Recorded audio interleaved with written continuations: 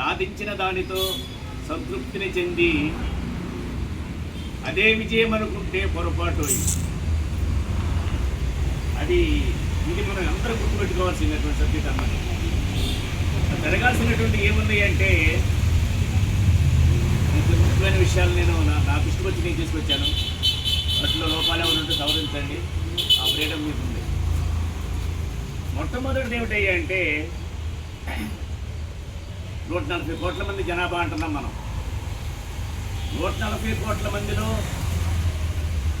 ఎంతమందికి పని ఉంది? అసలు పని చేద్దాం అనుకున్న ప్రతి ఒక్కరికి పని ఉందా?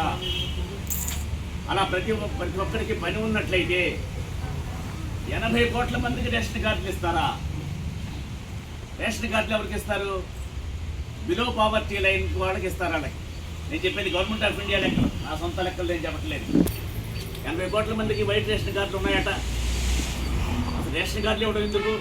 ప్రతి మనిషికి తన కుటుంబాన్ని పోషించుకునేటువంటి ఆదాయాన్ని ఇచ్చినట్లయితే అతనికి రేషన్ కార్డు అవసరం లేదు, అతను గవర్నమెంట్ స్కీమ్లు అవసరం లేదు. ఈ విషయాన్ని ఈ మధ్యకాలంలో హైకోర్టులు కూడా తప్పు పడుతున్నాయి.